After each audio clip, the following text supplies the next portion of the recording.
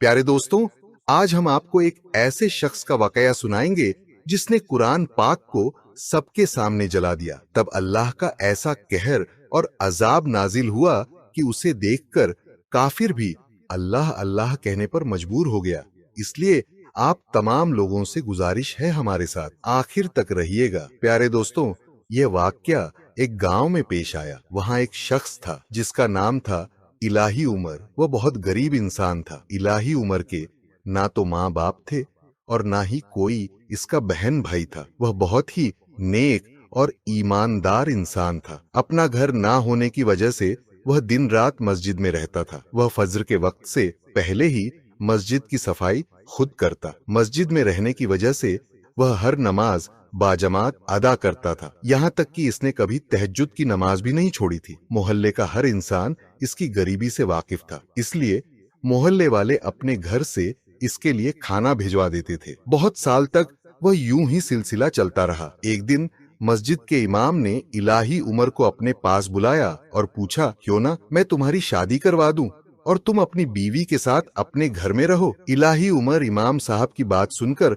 मुस्कुरा दिया और कहने लगा, उस्ताद जी, भला मुझे गरीब के साथ कौन शादी करेगा। इमाम साहब कहने लगे, तुम यह सब मुझ पर छोड़ दो, बस हाँ या ना का जवाब दो। इलाही उमर कहने लगा, अगर इमाम साहब आपकी नजर में कोई ऐसी लड़की है जो मुझे कबूल कर सके तो फिर मुझे क्या तराज हो सकता है। फिर इमाम साहब ने बताया कि मेरे दूर के रिश्तेदारों में एक लड़की है जो तलाक याता है। मैं अगले जुमा तक तुम्हारा निकाह इससे ही करवा दूंगा। इससे पहले तुम्हें यह करना होगा कि कोई किराए के लिए अपना घर ढूंढ लो जहां तुम दोनों मियां बीवी सुकून से रह सको, और घर का किराया देने की तुम बिल्कुल फिक्र ना करना, वह सब तुम मुझ पर छोड़ दो। इलाही उमर ने किराए के लिए घर तो ढूंढ लिया, लेकिन निकाह की तैयारी के लिए इसके पास कोई पैसे नहीं थे। इलाही उमर अपने निकाह से एक दिन पहले इमाम साहब के पास आया और कहने लगा, उस्ताद जी, मैंने किराए के लिए मकान तो ढूंढ लिया है,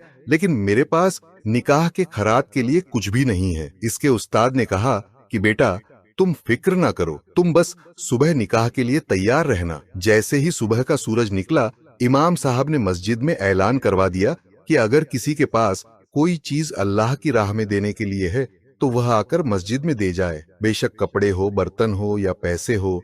बहुत से लोग अपने घर का सामान इकट्ठा करके मस्जिद में ले आए। सारा सामान उठवा कर इलाही उमर के घर भिजवा दिया गया। जौहर की नमाज के बाद इलाही उमर का निकाह मौलवी साहब ने बहुत ही सादगी से पढ़ाकर दोनों मियाँ बीवी को किराए वाले मकान में रुखसत कर दिया। इलाही उमर की बीवी बहुत ही नेक और सब्र खातून थी। इसने कभी भी अपने शौहर से किसी चीज की कोई फरमाइश नहीं की थी। वह नमाज पढ़ती और हर वक्त अल्लाह का शुक्र अदा करती। इलाही उमर शादीशुदा होने के बाद भी रोजाना मस्जिद की सफाई करता और बाद जमात नमाज अदा करता। मस्जिद की सफाई करने के बाद वह रोजाना घर से काम के लिए निकल जाता और इसकी बीवी पीछे से हर वक्त अपने अल्लाह ताला से दुआ करती, है मेरे पाक परवरदिगार, मेरे शौहर के लिए कोई वसीला बना दे, इसे कोई कामकाज मिल जाए। काम की तलाश करते करते इलाही उमर अल्लाह वाले के पास पहुंच गया। वहां इनके यहाँ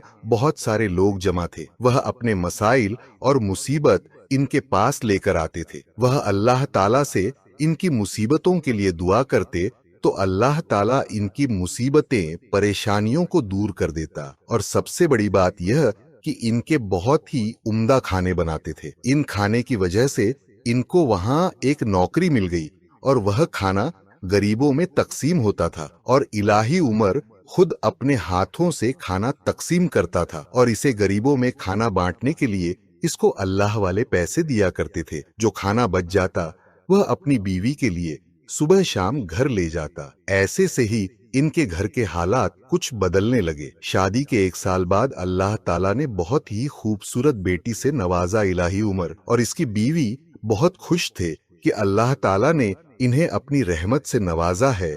वह अपनी बेटी के बहुत नाज नखरे उठाते और इसकी खूब देखभाल करते। बेटी के एक साल गुजर जाने के बाद अल्लाह ताला ने फिर दूसरी बेटी से नवाजा इसका शौहर। फिर भी बहुत खुश हुआ कि अल्लाह ने इसे फिर से औलाद से नवाजा है। वह भी अपनी रहमत से इसकी बीवी कहने लगी कि मैं चाहती हूँ कि अल्लाह ताला मुझे अगली दफा बेटे से नवाजे।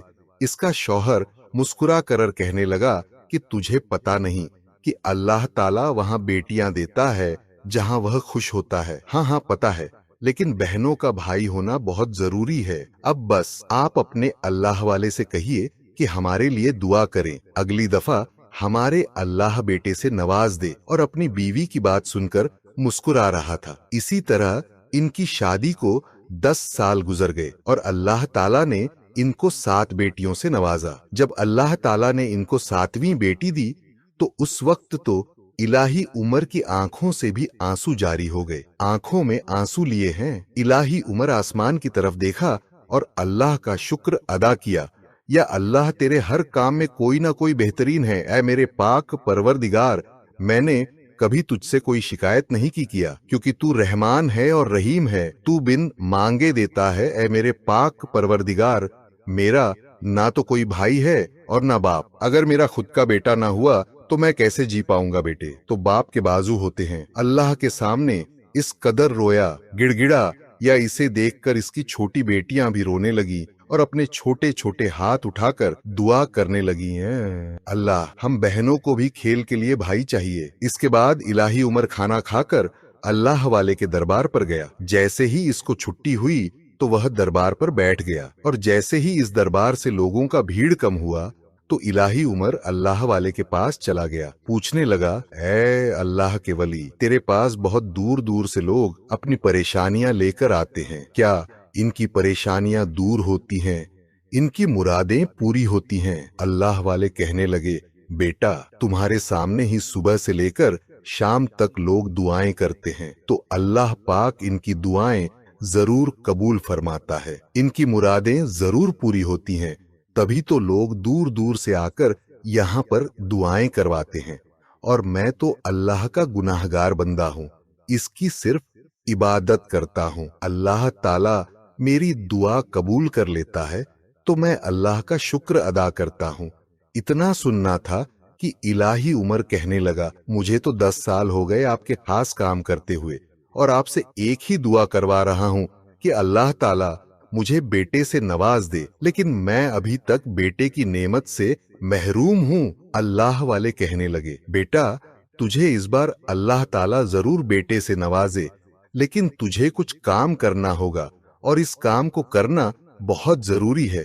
जब अल्लाह राजी होता है तो दिलों और जान से अल्लाह से जो मांगे वह तुझे जरूर देगा। अल्लाह वाले ने कहा कि तुमको कुरान पाक की हिफाजत करनी होगी, जिसकी हिफाजत का जिम्मा खुद अल्लाह ने लिया है। फिर देखना, अगले साल अल्लाह तुम्हें बेटे से नवाज देगा। इलाही उमर अल्लाह वाले की बातें सुनकर कहने लगा, अल्हम्दुलिल्लाह, हम कुरान मजीद की बहुत हिफाजत करते हैं और इस किताब की सुबह शाम तिलावत करते हैं। अल्लाह वाले इलाही उमर की बात सुनकर मुस्कुराए और कहने लगे, बेटा, मैं जानता हूँ कि तुम कुरान पाक की हिफाजत करते हो, सुबह शाम इसकी तिलावत भी करते हो, जो कि हर मुसलमान करता है, लेकिन हिफाजत किस तरह करनी है वह तुझे मैं बताऊंगा। अगर तुम मेरे कहे पर पूरा उतरो तो मेरा तुमसे वादा है कि अल्लाह पाक तुम्हें अगले साल चांद जैसे बेटे से नवाजे और दुनिया की हर नेमत से माला माल कर देता है। इसके बाद तुम्हें 1 साल के लिए मेरे दरबार से छुट्टी करनी पड़ेगी और गांव के बाहर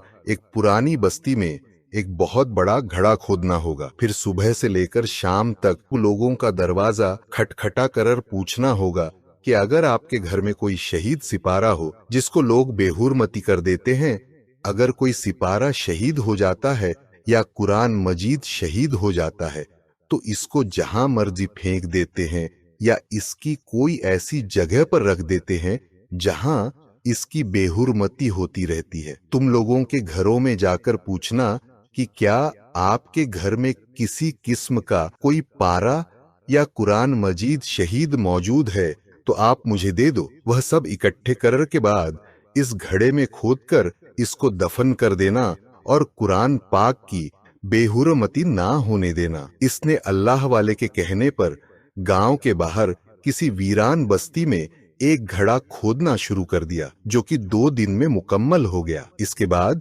इसने लोगों के घर जाकर शहीद, कुरान मजीद का पारा और कुरान पाक मांगना शुरू कर दिया और सुबह से लेकर शाम तक वह इस काम में मसरूफ रहता। लोगों के घरों के अलावा वह मोहल्ले की गलियों और गंदे कुरों में भी अल्लाह के नाम और दीनी इस्लाम की किताबों को निकालता, फिर इनको साफ पानी से धोता।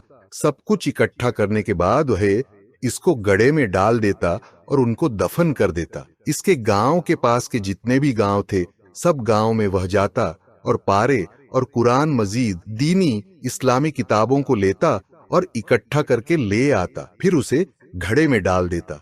ये काम करते करते जब इसे 1 साल गुजर गया तो अल्लाह ताला ने इसे 2 जुड़वा बेटों से नवाजा। जब इसके यहाँ 2 जुड़वा बेटे हुए तो इसकी खुशी की कोई इंतहा ना रही। यह खुशी की खबर सुनाने के लिए वह सबसे पहले अल्लाह वाले के दरबार गया और जाते ही इसके कदमों में गिरकर खुशी से रोना शुरू कर दिया। अल्लाह वाले पहले तो यही समझे शायद अल्लाह ताला ने इसे फिर से बेटी से नवाज दिया है, इसलिए जोर कतार रो रहा है। इतने में वह बोल पड़ा, आज आपकी दुआओं से अल्लाह ताला ने मुझे 2 जुड़वा बेटा से नवाजा है, जिनका नाम मैंने आसिफ और असरफ रखा हूँ। भले मैं बहुत गरीब हूँ, फिर भी आप जो कुछ मांगना चाहते हैं मुझसे मांग ले, मैं आपकी हर ख्वाहिश को पूरा करूंगा। इसकी बात सुनकर वह मुस्कुराए और कहने लगे, हम बुजुर्गों को दुनिया की किसी चीज का कोई वास्ता नहीं है, वास्ते अल्लाह और उसके रसूल के और अल्लाह इबादत के हम इसी में खुश हैं। मैं तुम्हें बस एक नसीहत करूंगा, तुम कभी भी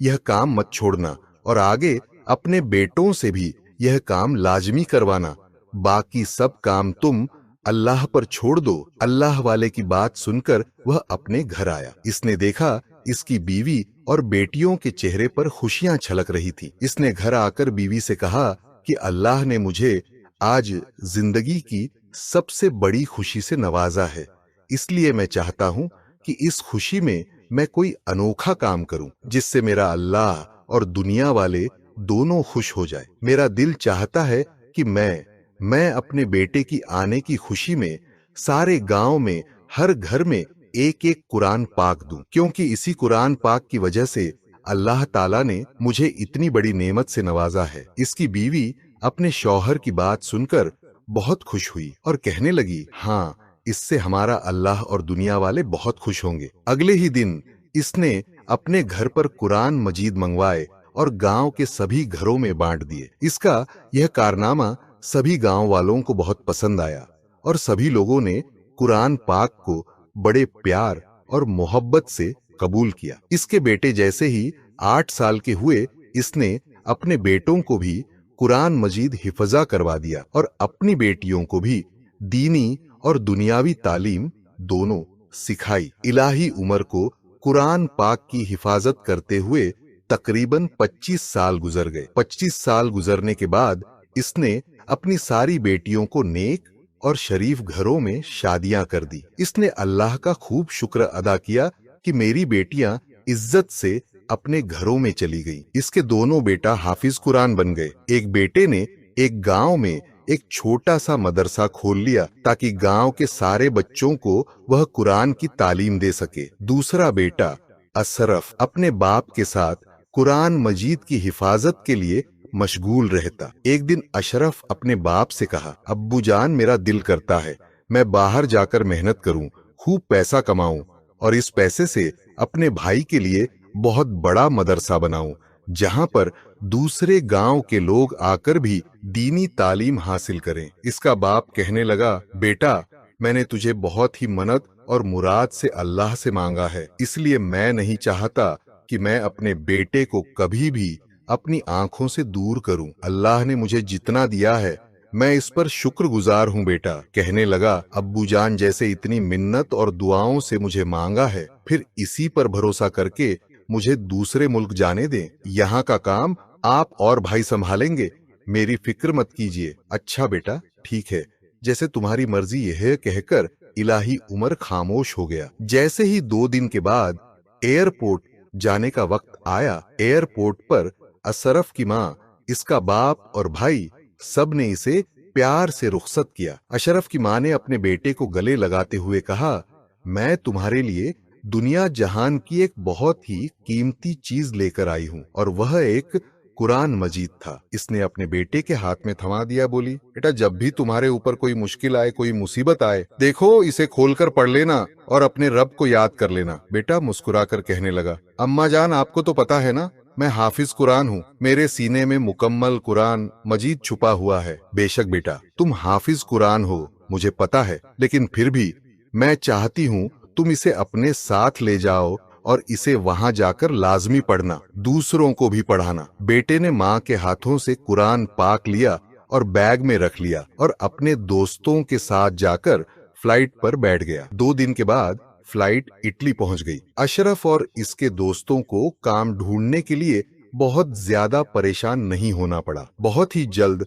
अशरफ को इटली में काम करने के लिए और रहने के लिए जगह मिल गई। लेकिन मसला यह था कि जिस फैक्ट्री में अशरफ और इसके दोस्त काम करते थे, वहां का बॉस एक गैर मुस्लिम इंसान था। वह बहुत ही अमीर और ऊंचे खानदान का लड़का था। इसने अपनी फैक्ट्री में लाखों से ज्यादा मुलाजिम रखे हुए थे जो इसके पीछे इसकी फैक्ट्री में काम करते थे। अशरफ अपने काम के साथ साथ 5 वक्त नमाज अदा करता। अशरफ सुबह काम पर जाने से पहले 2 घंटे पहले उठ जाता और इस 2 घंटे में रोजाना ऊंची आवाज में कुरान मजीद की तिलावत किया करता। इसकी तिलावत करने की वजह से तो इसकी आवाज और भी खूबसूरत हो जाती। हर मुसलमान भाई इसकी तिलावत बड़े तवज्जो से सुनते और यहाँ तक कि गैर मुस्लिम को भी इसकी आवाज अपनी तरफ खींचकर ले आती। कुरान मजीद की तिलावत के बाद अशरफ वहां पर बैठे सारे लोगों को इस्लाम का दावत देता। इसके साथ रहने वाले लड़कों को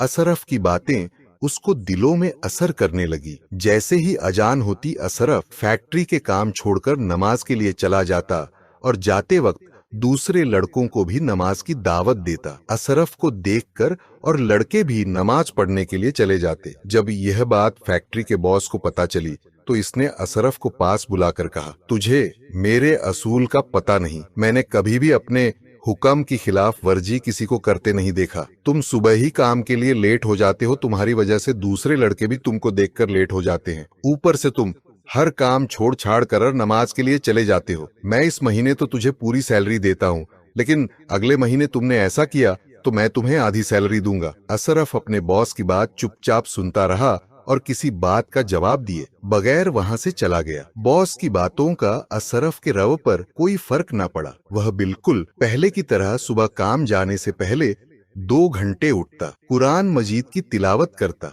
इसके कमरे में जितने भी लड़के थे सबको दीन की दावत देता। नमाज के वक्त फौरन हर काम छोड़कर नमाज अदा करता। जब फैक्ट्री के बॉस को यह बात पता चली कि अशरफ के ऊपर मेरी बातों का कोई असर नहीं हुआ, वह गुस्से से आया। इसने अगले महीने इसकी आधी सैलरी कम कर दी। बॉस ने सोचा अब इसकी अक्ल टिकाने आएगी, देखता हूँ कितनी नमाज और कुरान पढ़ता है। जब अशरफ को पता चला कि मेरी आधी सैलरी बॉस ने कम कर दी है तो इसको कोई असर नहीं पहुंचा। वह पहले की तरह काम करता, हर वक्त नमाज पढ़ता, लेकिन इसका असर बाकी फैक्ट्री के लोगों पर भी होना शुरू हो गया। वहां पर जितने भी मुसलमान लड़के थे अशरफ को देखते ही काम छोड़कर इसके साथ नमाज पढ़ने के लिए चले जाते। जब यह बात फैक्ट्री के बॉस को पता चली तो इसे बहुत गुस्सा आया। इसने तमाम लड़कों को अपने सामने बुलाया और कहा, मुझे लगता है अब तुम सबकी सैलरी बंद करनी होगी, तभी तुम लोग सुधरोगे। अशरफ ने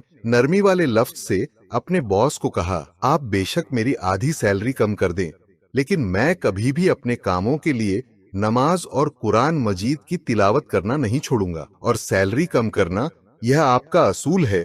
जो अल्लाह के हुक्म की खिलाफ वर्जी करता है तो अल्लाह के यहाँ इसके लिए भी बहुत सख्त सजा है। अशरफ ने कहा, मैं सब कुछ छोड़ सकता हूँ, लेकिन नमाज पढ़ना और कुरान पाक पढ़ना बिल्कुल नहीं छोड़ सकता। बॉस ने जब यह बात सुनी तो उसको मजीद गुस्सा आया और सख्त लफ्जों से कहा, अच्छा ठीक है, मैं भी देखता हूँ तुम कब तक अपने अल्लाह के हुक्म के खिलाफ नहीं जाते हो। एक ना एक दिन तुम यह काम जरूर छोड़ दोगे। अशरफ की बातों को पास खड़े लड़के सुनकर बहुत ज्यादा शर्मिंदा हुए। उन्होंने भी अपने दिल में एक बात ठान ली कि अब चाहे दुनिया इधर से उधर हो जाए, हम भी अशरफ के साथ नमाज पढ़ने के लिए जरूर चलेंगे। अगले ही दिन जब अशरफ नमाज पढ़ने के लिए जाने लगा तो उसके साथ पहले से भी ज्यादा लड़के जाने के लिए तैयार हो गए। अशरफ के इस रवैये की वजह से वहाँ जो गैर मुस्लिम लड़के थे उन्होंने भी इस्लाम कबूल कर लिया और अशरफ से ही कलमा पढ़कर मुसलमान हो गए। जब बॉस को इस बात का पता चला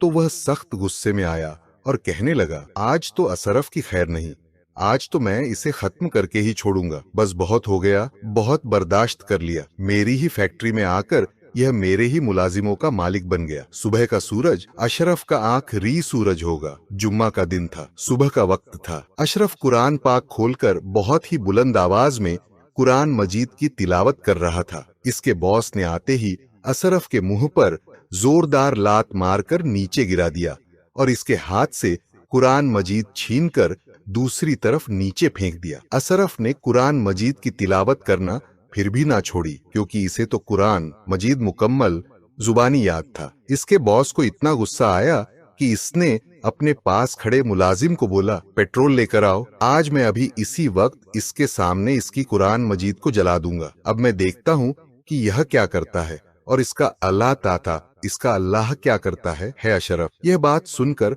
बहुत रोया और रोते रोते अल्लाह से फरियाद करने लगा कि अल्लाह, बेशक इस किताब की हिफाजत का जुमा तुमने अपने सिर लिया है।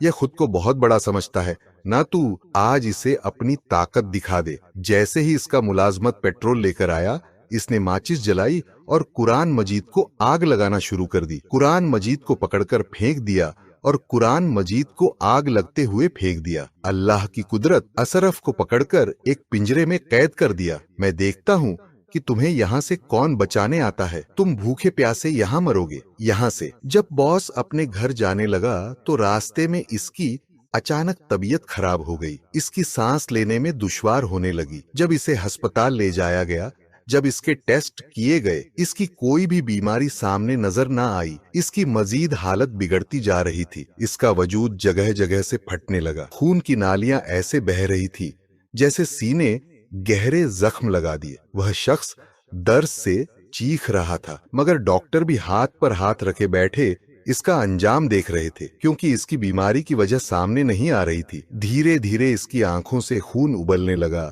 और बाहर आने लगा। इसकी आंखें बिल्कुल सुर्ख हो गईं और जिस्म के कई हिस्सों से खून जारी हो गया। वह दर्द से इस कदर चीखता, पूरा अस्पताल सर पर उठा लेता, मगर इस पर तो खुदा का अजाब नाजिल हो रहा था। कई लोग इसके करीब गए और कहा, तुम अपने गुनाहों की माफी अल्लाह से मांग लो, वह तुम्हें माफ कर देगा। तुमने जो गुस्ताखी की है उसकी सजा है, यह इसी का अजाब तुम पर नाजिल हो रहा है। मगर इस गैर मुस्लिम बॉस ने किसी की बात ना मानी। देखते ही देखते इसके वजूद से लगे जख्म अजीब सा था। अजीब सा खून बहने लगा, जिसकी इस कदर गंदी बदबू थी कि डॉक्टर भी पास जाने से कतरा रहे थे। खबर जैसे ही फैक्ट्री में इसके मुलाजिमों और वहां के बाकी लोगों को पता चली तो लोग इससे मजीद नफरत करने लगे। इसकी हालत और बिगड़ने लगे। वह पल पल मौत के लिए तड़पता रहा था। इसने डॉक्टर को यह तक बोल दिया कि मुझे जहर का एक बार इंजेक्शन लगाकर मार दिया जाए, मैं पल पल वाली मौत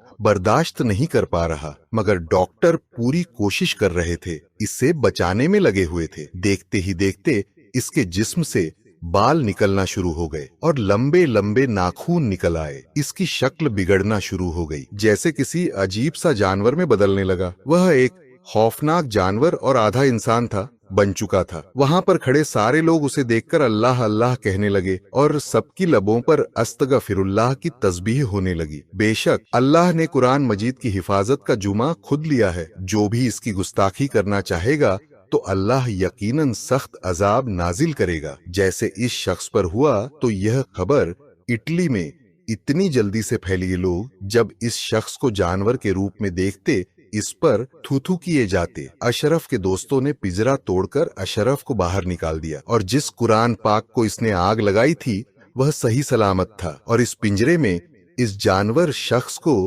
कैद करके बंद कर दिया। और फैक्ट्री के सारे लोग अशरफ के साथ खड़े हो गए और गैर मुस्लिम लोगों ने यह मोजेजा देखकर मुसलमान हो गए। अल्लाह ने अशरफ को और भी इज्जत से नवाज दिया, इसीलिए हर जगह अशरफ के चर्चे होने लगे। प्यारे दोस्तों, बेशक अल्लाह का कुरान पाक को जो भी बेहुरमाती करेगा उस पर अल्लाह का अजाब आना ही है। इसलिए आप लोग कुरान मजीद को अच्छे से अपने घर में रखें और जब वह शहीद हो जाए तो उसे अच्छे जगह दफन कर दे। और आपको यह वाक्य कैसा लगा कमेंट में जरूर बताइएगा, और अपने फैमिली के भी शेयर करें क्योंकि उन्हें भी इबरत हासिल हो। और चैनल को सब्सक्राइब करके हमारे फैमिली जरूर